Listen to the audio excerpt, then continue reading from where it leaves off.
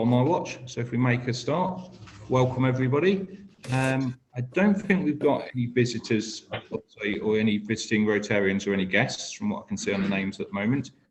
Do we have any greetings from other clubs? No? Fine, it's okay. So President's remarks. Grafham Water, Ryla, myself and Richard went down yesterday to meet our new, I'll just turn my phone off. There, housekeeping. So if you've got your phone turned on and you're not muted, turn your phone off. 1 second. Yeah, so we went down to meet our candidate, Dishal, I think his name was. Seemed a lovely guy who's quite brave in a sense because he can't swim. So to be at Grafham Water as a non-swimmer is it's going to be a learning experience. A fabulous guy, originally from Mozambique, studying at I think it's Leicester College, working at Sandwich Brothers at the moment, taking a gap year out, and currently is speaking 5 languages. So he speaks English, essentially largely having learned it, having come over, Portuguese, which I think is the Mozambique national language, and he was learning Punjabi, I think it was, and a couple of other Indian languages because of the people that he works with at Sandwich. So phenomenal talent. So that was good, and he was enjoying that. Other things, Books for Home Leicester appeal, which we're launching, hopefully in conjunction with Orchard Mead Academy and hopefully some other primary schools locally. That's been launched online. We've already had a donation from a friend of mine who saw that I'd shared the post. So we posted on social media, Facebook, etc., as the Rotary Club of Leicester. And then essentially I'd shared some of those posts on my own Facebook page. And he just popped round one day last week just to drop some books off that he'd actually a client was getting rid of. So he actually picked them up from a client. So that's quite a good evidence of how social media works, which I'll come on to in a minute. On the Books for Home appeal, what would be helpful is if anyone's got a business in particular, if there could be a donation point for those, for any members of the public that want to donate, that would be quite good. Obviously, my business will do it, and I think what we'll do is we will put details of those businesses and addresses on the Rotary website and various bits of social media. Put there essentially a corporate partner, I suppose, in this sense, and allow people to, with obviously your permission, donate books to those businesses at those addresses. And if you could just collect the books and then either pass them on to me or I can collect them or somebody can pick them up in due course, that would be helpful. Possibly put up a sign that you're a donation point, and I'll work on a sign for that later. So if anybody has got a business that is and can do that, if they could either email me and Barry, that would be fantastic. And obviously, it's win-win for everyone. Obviously helps the appeal. Obviously it's a bit of a tick in the ESG box for your business, bit of good publicity on via Rotary for your business, so that's good.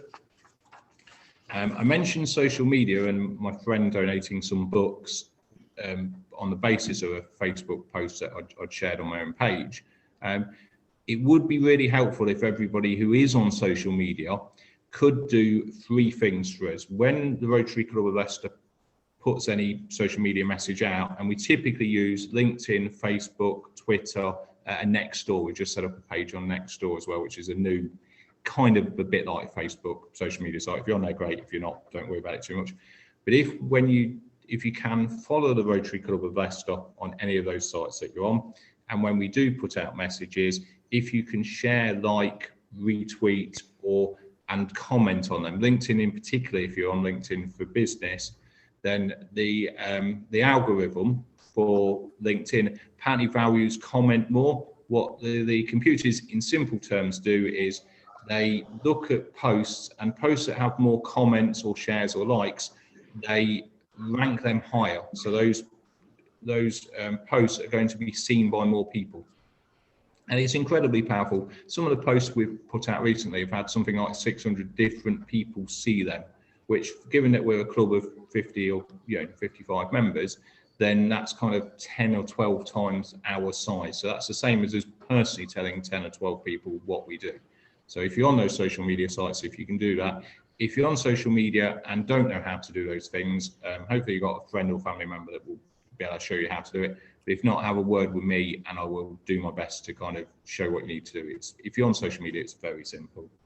And the final one, Rotary bags for the homeless. That's making some progress. So we've spoken to the lady from the Bridge Help the Homeless charity, and they're very keen on doing it. I've spoken to Melton Mowbray Beaver Club, I think it is, that were the original people who introduced us to it. So it's making progress.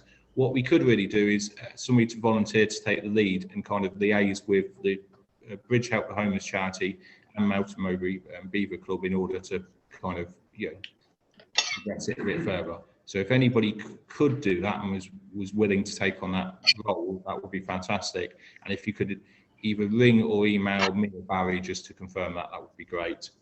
I think that's everything from me. Any secretary's notices, Barry? Yes, just need to mute myself. Result of feedback now has gone.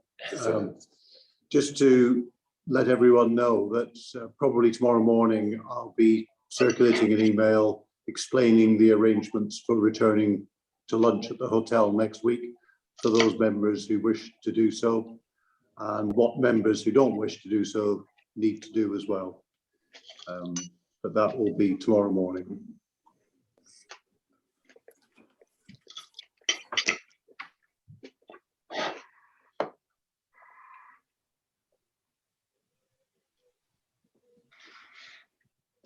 Technology. Thank you very much, Barry. Yeah, so that's everything from me and Barry. I think we're still waiting for the speaker, Ivor. Should we? It's on page 2. So 1 second. There we go. Hi, Ivor. Sorry. So we can only fit. So we're such a big club and so popular. I can't fit everybody on the same page. So I'd missed that you'd snuck in. Thanks for joining us. Thanks everyone else. I can now see on the second page. Are you happy to start now, Ivor? Yeah, if you want. Yeah, no problem. Excellent. So over to Ivor. I'm going to start by sharing my screen, and I'm going to start by going into presenter's view. Now, I'd like you to tell me if you can see the notes on the presenter view, because that'll be distracting, and I'll go back to conventional. Okay. Okay. So can you see that? No. You can't see. No. You can't see my screen? No. Okay, let's go back from that then and go to Zoom. Now it says here share screen. So it says host disabled participant screen sharing. So I guess it's over to you. It thinks that you've disabled screen sharing.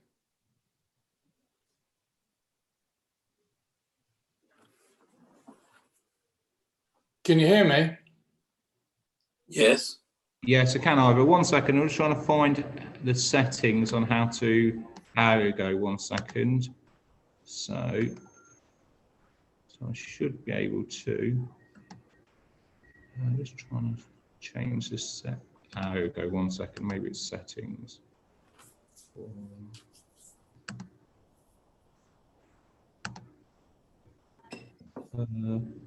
Barry, is that under your controls? Because it says host is disabled screen sharing. You're not on. Scott, can I suggest you make him a co-host? You can do that from the participant screen if you're the host. From participant listing. Oh, it says, okay, just say that I am the host. No, that's good. Ivor co-host. Yeah, I just can't seem to click on. I can only send him a chat or mute. 1 second, Ivor. Okay. Okay, Barry's doing it. Excellent. You should be on there. So Okay. you should be able to do that now, Ivor. All right. Let's see if I can. If the sharing thing works then. Okay. Looks like it. Can you see that now? Yeah. Yes. Excellent. Right. Let's see. Can you see the black surround on this as well? Yes. Yes. Right. In that case, we don't want that one. We want the other conventional view. Right. That's good. Okay. Yes. Yes. All right, let's start. First of all, thank you very much for inviting me. My name's Ivor Perry, and I'm a speaker for the Commonwealth War Graves Commission. This particular presentation is about the architecture and conservation of war graves and war memorials that are controlled by the Commission. So we'll start off with the first slide, which is just to say that we're going to look at how all this is maintained. And now we're going to take you through three separate sections: the cemeteries, how they were designed, the architecture that's been used, and then the conservation, which is an interesting story in itself. First of all, the scale of the thing is enormous, as you can see from that slide there. Let me add some more. There are more than 935,000 identified casualties, almost 212,000 unidentified casualties, and nearly 760,000 names of those missing inscribed on memorials, and just 1,200 staff to make it all work. The Commission is funded by 6 member governments: the UK, Australia, Canada, New Zealand, India, and South Africa. The Commission was started, as you probably all know, by Fabian Ware. He's here seen holding the papers on the left of the photograph. He was too old to fight in the Great War, but he took command of a mobile ambulance unit from the British Red Cross in 1914. And within a month, he'd started to ensure that the final resting place of the fallen was being commemorated, and he began recording and caring for all the graves he could find. This particular picture shows King George V visiting Tyne Cot Cemetery during his 1922 pilgrimage with Sir Fabian Ware, and you can also see Field Marshal Earl Haig just behind the King there with his distinctive moustache. In 1915, the Graves Registration Unit was incorporated into the British Army from being a Red Cross unit, and then the Imperial War Graves Commission was officially incorporated by charter in 1917, but didn't really get going until 1918, as we'll see. And it was renamed the Commonwealth War Graves Commission in 1960. So, oops, I'm hitting the wrong one. There we are. Firstly, the largest cemetery that the Commission handles, and this is Tyne Cot in Belgium. It has 11,900 war graves and an additional 35,000 names on this memorial. I don't know if you can see the cursor going along this wall at the back, but that's the memorial wall with the 35,000 names. We go on now to the smallest war grave commission cemetery, just 4 graves on the east coast of the United States in North Carolina. This cemetery contains the graves of just 4 sailors, 2 unidentified, who died when the armed trawler HM Trawler Bedfordshire was torpedoed in May 1942. Here's an interesting fact, as they say. There are 308,000, I didn't know that, Commonwealth War dead commemorated in the United Kingdom, which are situated in 13,000 different locations. Very often these are just single graves in churchyards. So next time you pass a churchyard or a cemetery, just keep an eye out for that very distinctive headstone. Now we look at the design approach of the Commission.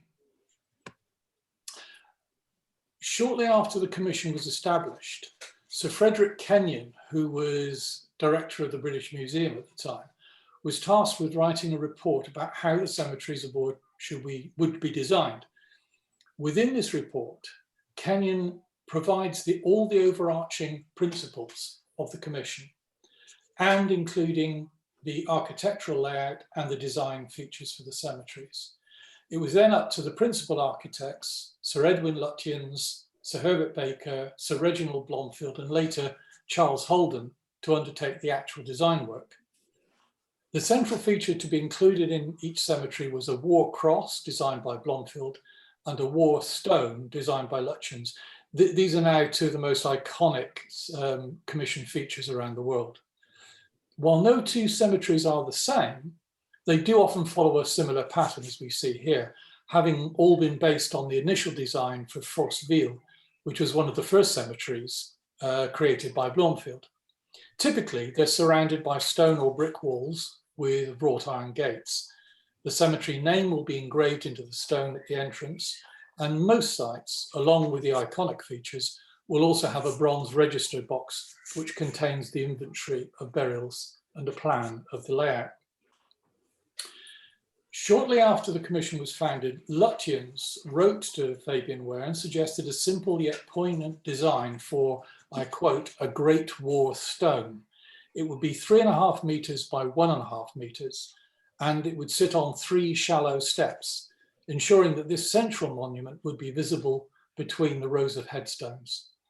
This simple monolithic altar, you might want to ask me about that later, would commemorate those of all faiths and none, acting as a symbol of common sacrifice. The stone was designed using the classical principle of entasis, the Greek rule of optical correction. It mathematically corrects the structure to make it more pleasing to the eye. Both the horizontal and vertical edges of the stone are actually slightly curved, and if those curves were extended, they would form a series of imaginary circles over 1,800 feet in diameter each. So it became known as the Stone of Remembrance and was inscribed with a phrase chosen by Rudyard Kipling, who became the Commission's literary advisor. The simple epitaph, as you can see, from Ecclesiasticus is "Their name liveth forevermore." You might want to ask me about what happened to the second line of the verse. Due to the weight and size, it's 8 tons, the Stone of Remembrance is typically only seen in cemeteries of 1,000 burials or more, although in practice that's not strictly adhered to.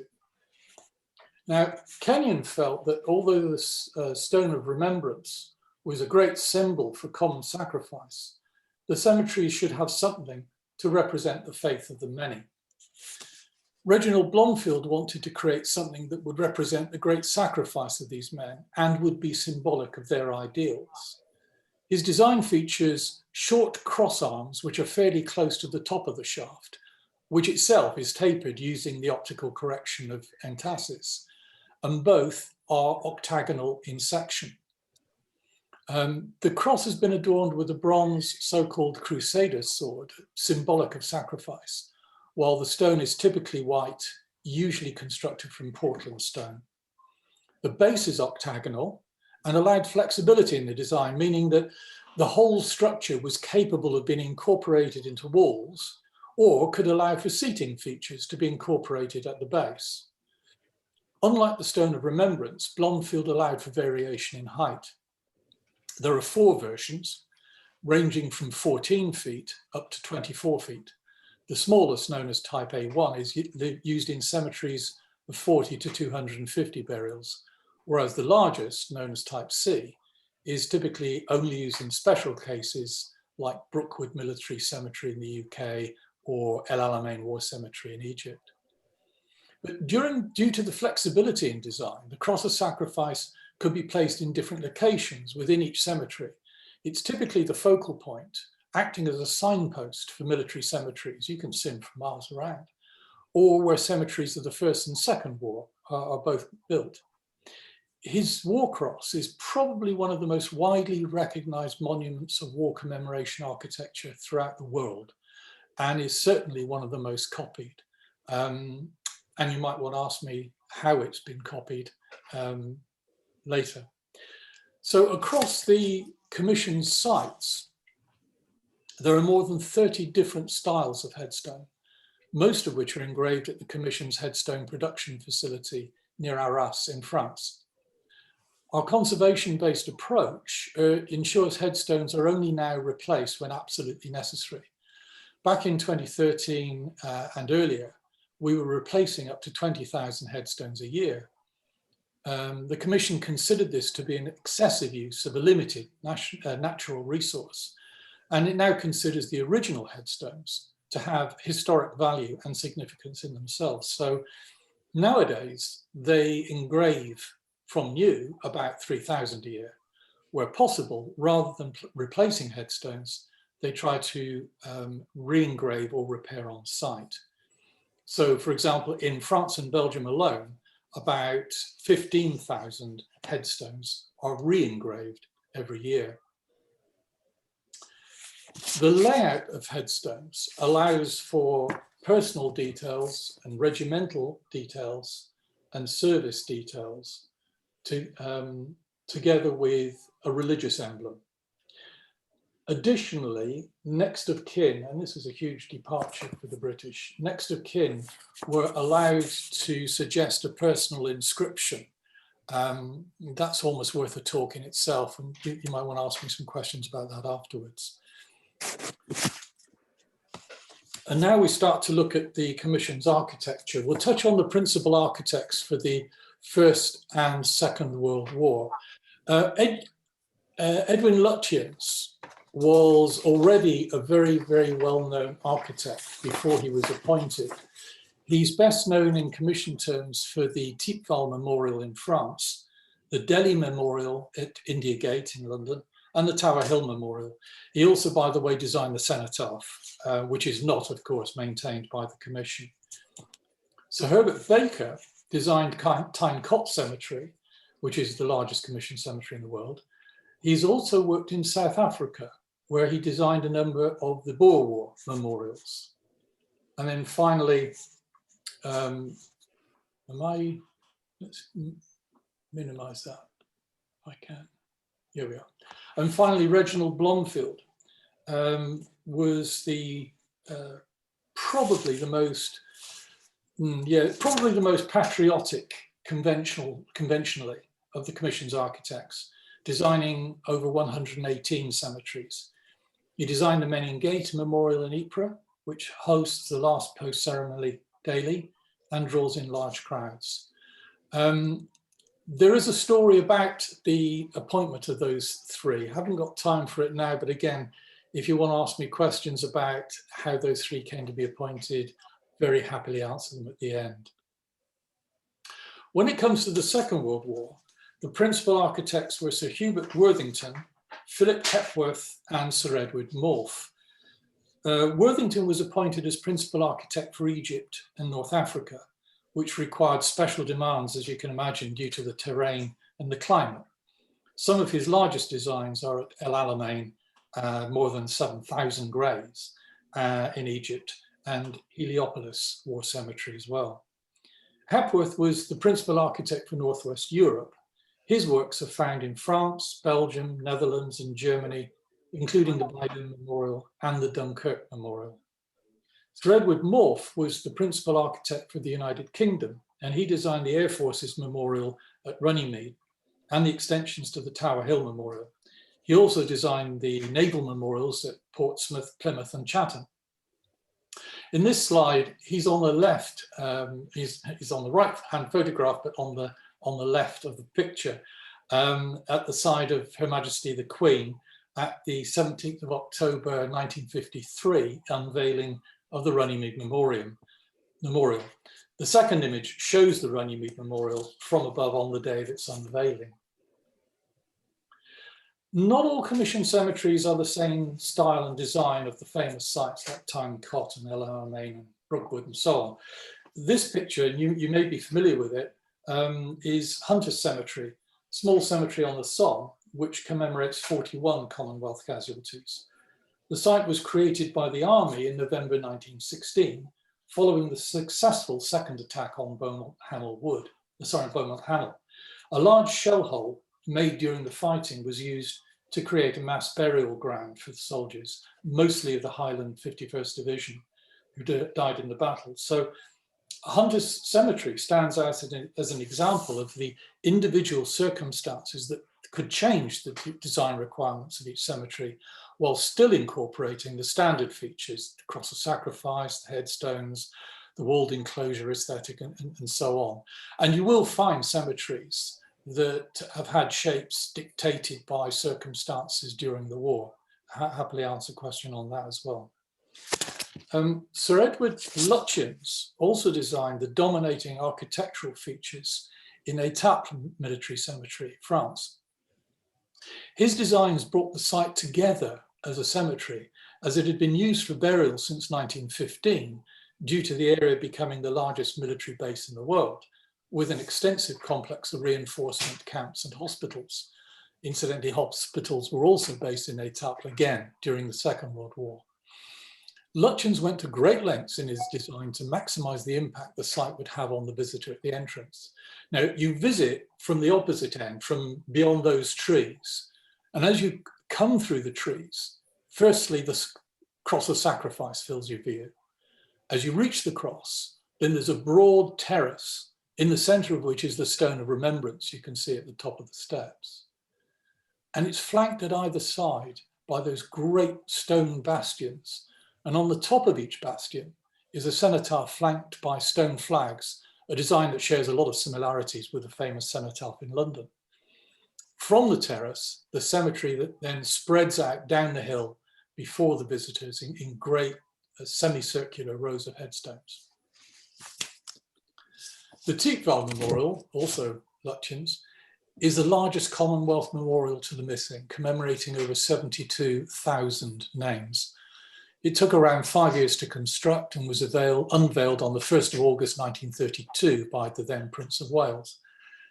On the uppermost rise of the memorial, there are two dedicatory panels, one in English and one in French.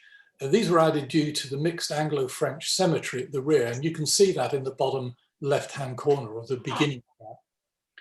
A cross of sacrifice stands between the plots, which is not always seen in our sites when there's such a large memorial. It's one of the Commission's most famous pieces of architecture, and internationally recognized as a symbolic representation of the cost of the First World War. While in the east, in Kranji War Cemetery, stands the Singapore Memorial. This bears the names of over 24,000 casualties of Commonwealth land and air forces who have no known grave. The land forces are commemorated by the memorial died during the campaigns in Malaya and Indonesia, or in subsequent captivity. Many died during the construction of the Burma-Thailand Railway, or at sea while being transported into imprisonment. The memorial also commemorates the airmen who died during operations over the whole of southern and eastern Asia and in the surrounding seas and oceans. It was designed by Colin Sinclair Oakes in 1957, who used symbolism to represent all the forces commemorated on the structure. If you look at the columns, they're standing like regiments of the army. The wings across the top denote the wings of an aircraft, and the rising central fin represents the conning tower of a submarine. This clever and very different design was quite modernistic for the Commission at the time, but its location at the top of the hill stands as a stark visual reminder of the heavy loss in Singapore during the Second World War. Fighting in Italy, from the invasion of Sicily in July 43 until the German surrender in May 45, was a long and painful campaign for the Allies. After the war, the Commission tasked Louis de Soissons, who also designed Wellingham Garden City, by the way, with designing most of the Second World War cemeteries in Italy. Generally, his cemetery designs incorporated the use of stone paving inlaid with pebbles, which create a beautiful impact, it being extremely difficult to maintain. A notable example of this design ethos is Casino War Cemetery. It contains 4,271 burials and commemorations. The picture is taken from inside the cemetery, inside the memorial, which commemorates 4,039 casualties, including cremated Indian casualties and other Commonwealth soldiers whose graves were not found. The feature includes 12 name-bearing stelae, you can see them, 6 of them at least up there, and a large water feature set inside the Soissons' typical inlaid paving. The water feature acts as a reflecting pool, both literally for the visual reflections of nearby features in the water surface, and metaphorically as a contemplative measure for the visitor. Even today, the discovery of remains means the Commission is still working to ensure the dead of the World Wars are properly commemorated. In 2009, the remains of some 250 Australian and British casualties from the Battle of Fromelles on the Somme were discovered in an old German position behind Pheasant Wood, moved after the battle and reburied by the German army. The circumstances of their discovery, the number of remains, and their original burial site being away from the original battlegrounds led to the Commission building an entirely new cemetery seen in this picture, and a very generous grant of land, of course, by the French government. So this is Fromelles Pheasant Wood Cemetery. It was specifically designed in a hexagonal layout, both to incorporate ground conditions into the design, but also to create a visual impact from the entrance and from the platform containing the Cross of Sacrifice, again, specifically sited in a dominant position. The entrance feature there, though new, was designed with several inspirations from classic entrance features seen in historic French and Belgian Commission sites, with the whole surrounded with the familiar brickwork wall topped with limestone coping. It was dedicated in 2010 and was the first new cemetery built for 50 years. Oh. Are you still with me? Yes. Yes. Good, thank you. Click on that. We couldn't find the page. Not what we wanted. Delete. Oh, here we are, conservation. As much of the historic estate is now over 100 years old, it's important that the Commission cares for these structures and places following best practice conservation methods. The global operations team have an immense and challenging task in maintaining these cemeteries and memorials. When they were first designed, the architects gave a lot of consideration to the wider setting of the site. Often the location of these sites were near battlefields, camps, or hospitals, meaning that the orientation of the entrance, the rows of headstones, and the shelter buildings are crucial to understanding the full history. In the vista you can see here in Sai Wan War Cemetery in Hong Kong from 1947 shows the sloped terraced site leading down to the sea. Most of those buried here were killed during a Japanese attack on Hong Kong that took place at the same time as Pearl Harbor. Another important consideration was trying to ensure that these sites would remain as they were in perpetuity. However, this image shows the same view as seen today. Sadly, the connection with the wider setting and the view out to sea has been lost due to vast urban development. That's something that the Commission is keen to avoid if possible in the future, but we understand that developments are necessary. One thing that does remain and will remain in perpetuity is that cemetery itself. Other factors that are problematic are factors of access, extreme weather, or something that's more frequently occurring, climate change. For example, Vaida Bay on the left can take days to reach using an old Soviet ambulance, and to reach Muscat, you have to travel by boat and then swim ashore, which sounds a lot of fun. Lissentook in Belgium sadly suffers from flooding, which not only makes accessing the site impossible at times, it can lead to structural damage as well. Another factor that we must carefully manage are the effects of direct vandalism, often graffiti, knocking over headstones, fires, etc., or when political situations mean that the Commission is completely unable to access the sites. A key consideration, quite an interesting one, is the maintenance of the historical estate tries to use original materials where possible. Not only is this acting in a conservation-based approach, but it will hopefully ensure that these features will remain for another 100 years to come. This image shows one of the most frequent projects, rebuilding walls or other features where cement has been incorrectly used in repairs in the past. During construction, these elements would have been built with lime mortar. This material allows for flexibility in the wall and enables breathability, which means that when it rains, the water is able to pass through the weaker element, the mortar, and this protects the brick or stone for longer. The mortar acts as the sacrificial element, meaning that it will deteriorate first, protecting the brick. We understand the historical significance of the construction material. So where the removal of cement mortar will cause more damage to the brickwork, it may mean that it has to be left for the time being. And then hopefully in the future, as the cement begins to fail and loosen, they'll be able to use the best material for the job, which is lime.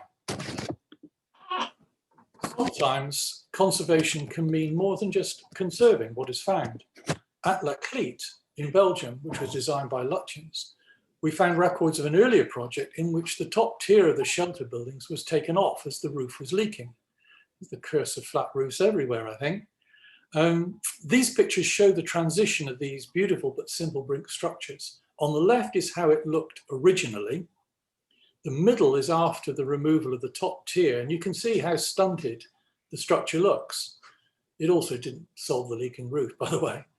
So as they needed to fix the roof, the Commission took the decision based on extensive archive research to restore the lost tier. And the picture on the right shows the shelter building after the roofs were completed in 2020. Another issue was at Runnymede. During the 70s and 80s, the original design was overpainted with oil-based. Some areas, detail was completely covered up and lost, and others, the design was maintained, although the execution was not as thorough as it could have been. Even worse, perhaps, the impervious nature of these new paints led to high levels of surface condensation that encouraged organic growth and a buildup of dirt deposits. In order to rectify this, a full program of investigation, cleaning and restoration of the painted ceilings has been undertaken. After stabilization of friable paint and removal of inappropriate paint, the ceilings have been treated and cleaned, and where necessary, repainted with mineral-based paints. And you can see on the right just how beautiful it looks afterwards. There are sorry, I've just missed one.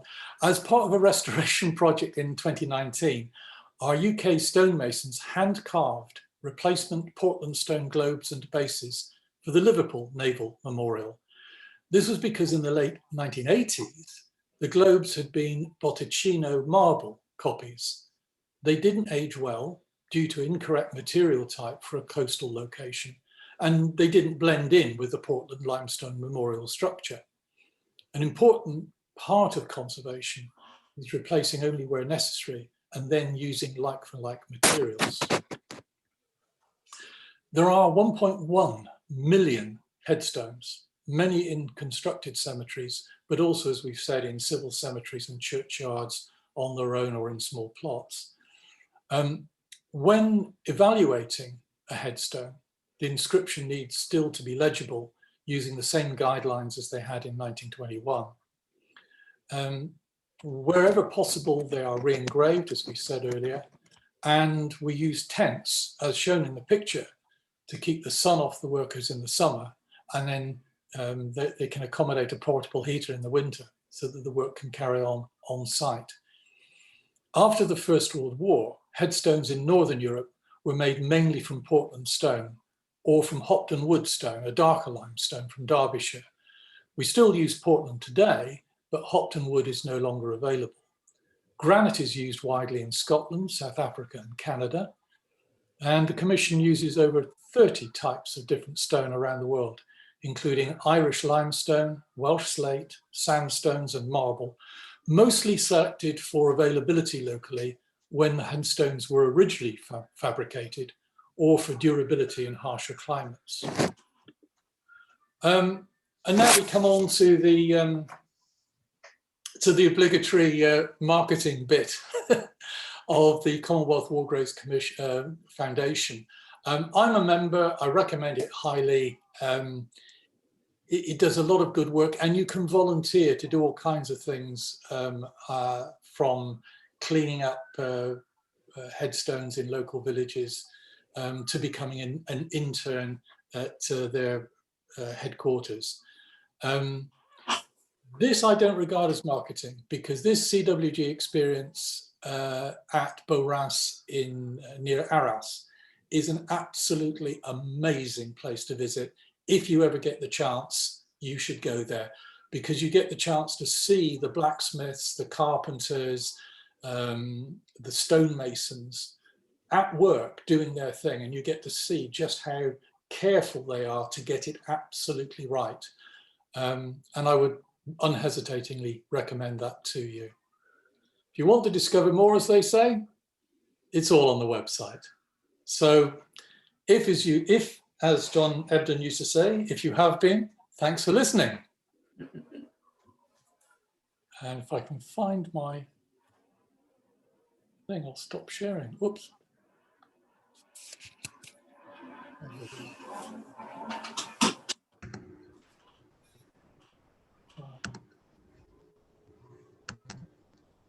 One second. Can you still see me? Yeah, you just need to stop sharing, I think. Okay, stop share. There we are. Thank you very much for that. Thank you very much, Ivor. Fabulous talk as always, and very interesting. The point on the individual graves, headstones. Yeah. I went to visit my father-in-law, well, my father-in-law's grave earlier this year, and I noticed there's approximately 10 or a dozen headstones in Wigston Cemetery, which are All right. Yeah. together, but they're not in a separate Commonwealth.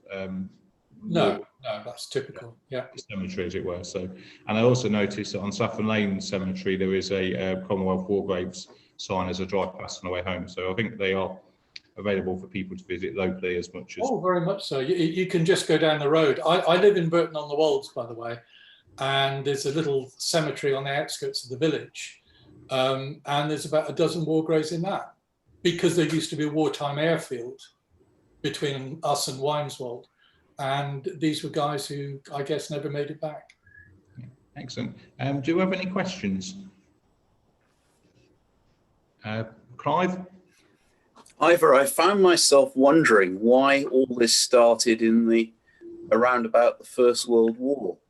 Did it have something to do with the industrialization of war? Because there must have been hundreds of thousands, if not millions, of soldiers who died in the centuries preceding that time. Yeah, yeah.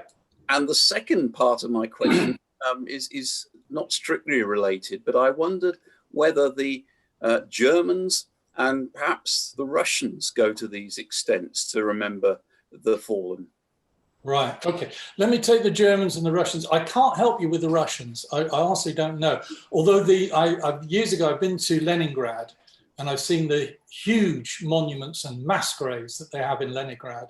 And they certainly remember, even in communist times, they used to remember the Great Patriotic War, as they called it, or the war against Nazism. And they do it with big memorials. I haven't seen individual graves, but they may exist. The German graves are looked after, and I can't for the life of me offhand remember the organization, but it's a private charity organization that looks after the German graves. Nothing quite like the War Graves Commission had ever been seen until Fabian Ware got it going. It's a really good question, because if you look at the British tradition, such as it was until the First World War, until the Boer War, the British tradition had been to bury particularly ordinary soldiers where they fell, normally in mass graves. Go look for the graves of Waterloo. Go look for the graves of Crimea. You won't see them. You might see some officers' graves, but virtually all the ordinary soldiers of those conflicts were put into huge mass graves, or in the case of Waterloo, the bodies were piled up and burned, largely for sanitary reasons. However, in the Boer War, things started to change. A voluntary organization called the League of Loyal Women of South Africa started to raise money for grave markers. Purely voluntary, pure charity, but the ordinary soldiers were starting to get a marker. Fabian Ware was a senior administrator in South Africa after the war, and was very well connected with the people who were responsible for this charity. So he would have known about it very, very well. Very largely, however, this idea of recording every grave seems to have come from him when he went out as the director of this small ambulance group. It really does look as though in October 1914, dressed in the uniform of the French Red Cross, because he was working with the French army mostly, he buttonholed or got an appointment with the British Adjutant General and said, "Sir, this is what we need to do." And the Adjutant General, Neville Macready, says in his memoirs, "Yeah, I was going to do this anyway." I don't know if he was, but he took up Ware's suggestion, and then the whole thing just mushroomed. And of course, it caught the public imagination. And it became politically one of those things that was just naturally of the moment, if you like, with Lloyd George's, Land Fit for Heroes and all this kind of stuff. It just became the right thing to do. But there were some things that had never, ever been thought about, like Kenyon's report that I referred to. Kenyon's report specified that there should be equality of sacrifice, equality of treatment, that officers and men should have no distinction in the type of headstone, size of headstone, or where they were buried. In other words, officers and men would be buried together. Nothing of this sort had ever been proposed before. So, short answer to your question, I'm not sure how much it was dealing with, it was in response to the industrialization of war, other than war now became a civilian experience, because this, in the sense that this was a civilian army that went out from Britain. It wasn't, the old professional army was largely destroyed by early 1915. And what we're talking about is vast numbers of civilians who'd had appropriate training. So I'd agree with it there. Also, you shouldn't play down the fact of Ware's incredible skills at persuading and networking, and also the fact that it caught the mood of the time, with the government obviously wanting to demonstrate that it was all worthwhile. Does that help? I know I've rambled on. I'm sorry. Thank you. Thank you very much, Ivor. I think we'll have to do the vote of thanks just because we're short of time. That's fantastic. I did ramble on. Sorry. Pass you on to my colleague Ed to do the vote of thanks. 1 second. Hopefully this works. Can you all hear me and see me okay? Yes.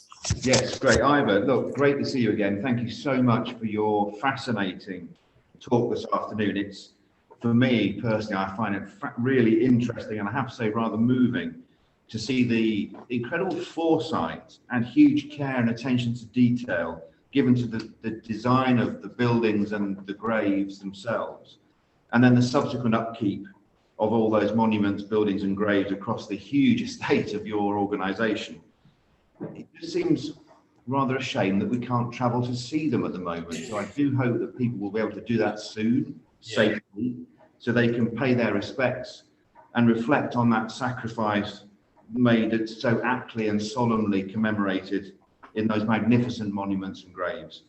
Please do pass on the thanks of our Rotary Club of Leicester to the staff and many volunteers of the Commonwealth War Graves Commission.